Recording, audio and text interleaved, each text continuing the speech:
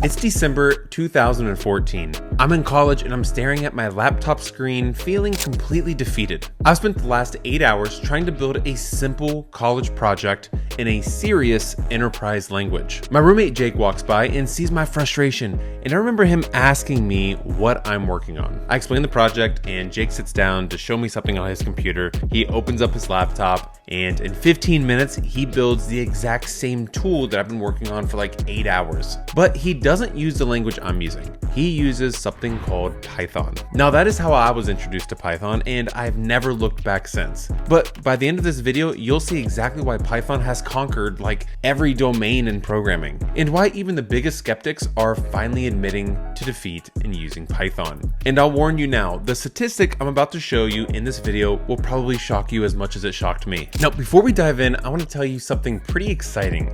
The first global summit dedicated to AI security is happening this October and hosted by today's sponsor, Sneak. DevSecCon 2025 is a global community summit on AI security happening virtually on October 22nd, and it's completely free. This is not just another security conference. This one's for developers by developers, and it's tackling exactly what we're all thinking about right now. How do we build with AI safely? So why should you join? Well, you get to see hands-on demos showing real-world vulnerability detection, community-led research you won't find anywhere else, AI developer challenge with incredible prizes. Oh, and did I mention it's entirely free? The speaker lineup alone is worth clearing your calendar for. As someone who builds and teaches AI-powered backend systems, I know how often secure by default gets left out of the conversation. This summit is designed to change that and help us build smarter and safer with AI. If you're a backend engineer, LLM builder, or a DevSecOps enthusiast, don't miss this. Register now at the link in the description and block off October 22nd. Now let's go ahead and look at this graph, which shows the programming language usage from 2010 until 2024. See that steep line shooting up like a rocket? That's Python's popularity. Almost all other languages are basically flat by comparison. But here's what's really crazy about this graph. That explosive growth wasn't random. It follows a pattern that's repeated 5 times now. And once you see that pattern, you understand why Python is about to dominate even more domains and really take over the entire ecosystem. So what is this pattern? Well, the pattern is kind of like a 5-step pattern kinda. Step 1 is that there's new technical challenges, which is like web APIs, big data, AI, automation. 2 is that there's traditional language struggle with unnecessary complexity. 3 is that Python makes it simple and accessible by SDKs, so like everything kind of works together. 4, Python wins by speed and development. And then 5, I guess, is the repeat of all those 4 steps. So I don't know if that's really a step or not, but it works for me. And that process has happened with data science, it's happened with machine learning, it's happened with automation,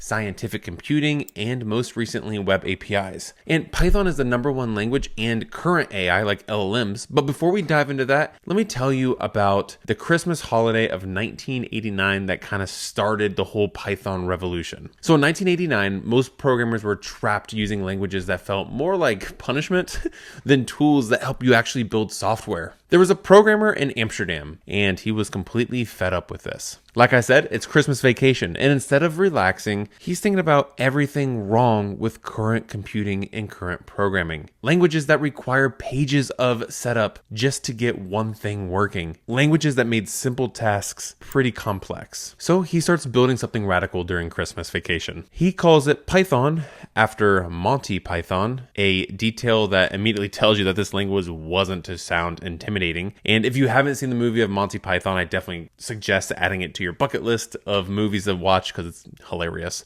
But here's what he didn't expect. He wasn't just creating a programming language. He was accidentally starting a 35-year war against programming complexity. When Python first appeared, the reactions from serious programmers were not that great. There was criticism on that it's too simple, criticism on that it's too slow, that the indentation-based syntax is a joke. But something was happening that the establishment didn't really see coming. And that's how Python won hearts while the experts were looking elsewhere.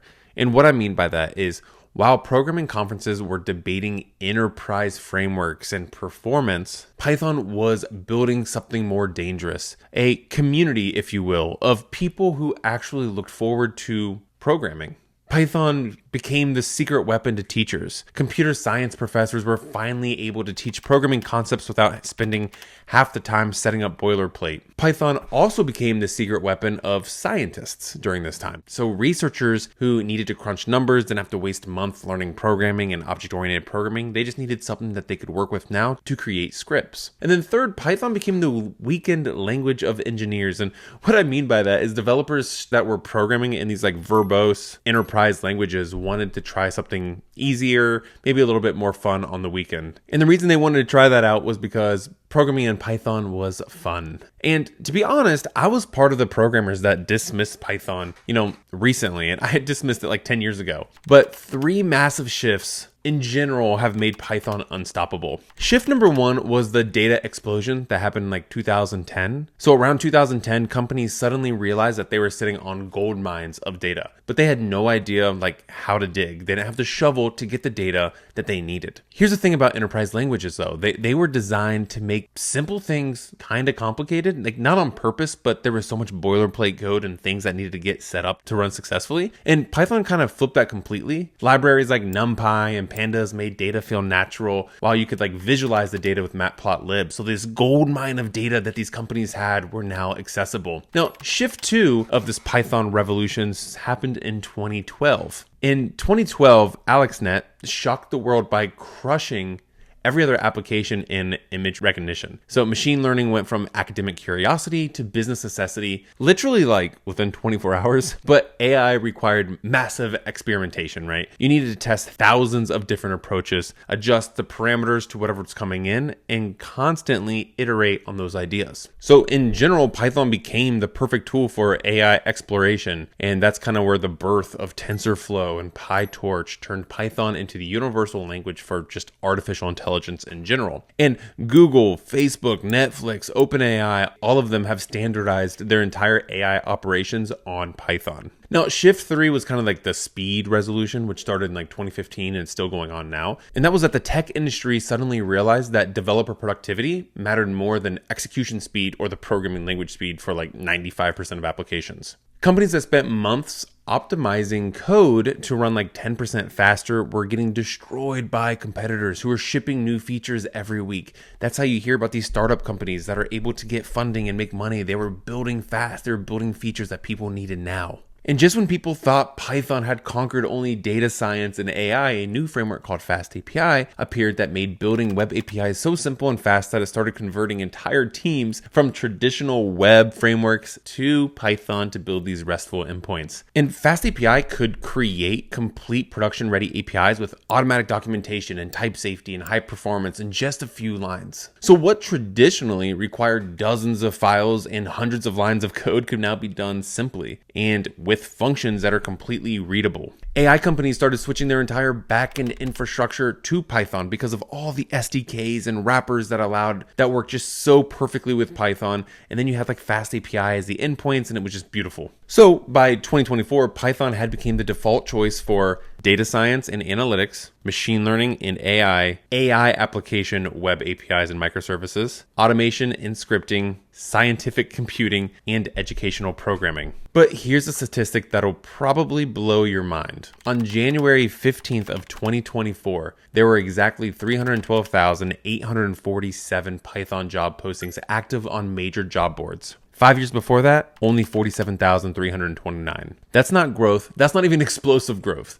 That's a complete market shift. But here's a statistic that really shocked me, and this was kind of recently. So according to GitHub's 2024 data, Python isn't just popular with new programmers. It's the number 1 language that experienced developers are switching to from other languages as well. It's the number 1 most popular programming language on GitHub. Really think about what that means for a second, right? So senior developers with years of experience in other languages are voluntarily switching to Python. So why is this happening? Well, I believe that there's exactly one reason why this is happening, and that one reason is that it's the ecosystem that actually just works. Python didn't just become popular, it created an ecosystem where you can download libraries and SDKs and everything just works together seamlessly. You can build a complete AI-powered web application in Python by just importing FastAPI for the web framework, TensorFlow for machine learning, pandas for the data manipulation, SQL Alchemy for the ORM and database connection, and you can just use like Redis just like you would for any other application for caching. Now, if you wanted to create like an LLM, OpenAI, Claude, any kind of LLM provider that you know of has an SDK that integrates easily with Python. All of these libraries work together very well. No integration hell, no compatibility issues, no version conflicts, just tools that solve problems, and that's what most people are looking for. So why are some developers still fighting Python and why they're probably going to lose? Not everyone is celebrating Python's recent dominance. Let me address the biggest criticism because they're real and I kind of want to address them. And the number one is that Python is just too slow for real applications. And you'll see that a lot. However, for 97% of applications, developer time is 50 times more expensive than computer power. And I mean, it might be even higher than 97%. I'm making up that number, but a very high number. Now, this one in general kind of makes me laugh. Python is part of Instagram, who has like 4 billion photos processed daily. Netflix, which has 400 million hours of video streams daily. Part of like Tesla Autopilot, which is for safety. It's on the roller in Mars for NASA. So like Python is on a different planet. If handling billions of requests isn't enterprise ready, then I mean, nothing is really, right? So that is a false claim in my opinion. Another thing you'll hear often is that the syntax is too simple or, easy to learn. Now, Python syntax is easy. It's easy to get started with, but it's still extremely hard to master. And that's really what you want from a programming language. Easy to get started, hard to master. Now, if you're new to Python, here are the exact steps I would take to kind of start learning Python. So if you're new to programming, we're going to start with like a 30+ day plan. And week 1 is just kind of learning the basic Python fundamentals. Week 2 is more advanced Python fundamentals, like learning about like objects. And then weeks 3 to 6, I would just dive into it. I would get a fast API tutorial with database integration and personal API project. Build something that's really awesome, at least to you, to really get started. There's nothing better than just kind of jumping into the fire. And then after that, you want to build even a bigger project like a capstone. That's where you can really learn, and that's where you're really going to run into issues, but that's where you can really start diving and really start, absorbing everything out there that you can learn. Now, if you're already a programmer, we probably can now learn it in a couple days. So like day 1 to 3, you need to unlearn some bad habits, embrace Python, learn the Pythonic way and what that means. Day 4 to 7, I would say pick your own domain, build something that you've built before, just use Python. And then days 8 and 11, you're going to want to learn some advanced concepts. So like decorators, async, await, package management, and what you want to use for that. And then days 12 to 14, build something production ready and apply Python to real work problems. And there's a few key things you want to keep in the back of your mind while you're learning Python, and that's to embrace simplicity as a feature, not as a limitation. You want to focus on solving problems, not just showing off like your technical knowledge. And then 3, build real projects that matter to you personally. So after like 5 years of dismissing Python and then like 7 years of embracing it, here's what I've learned. Python didn't win because it was perfect. It won because it's useful. Python didn't win because it was the fastest. It's winning because it's made for programmers to program fast. Python didn't win by trying to impress other programmers.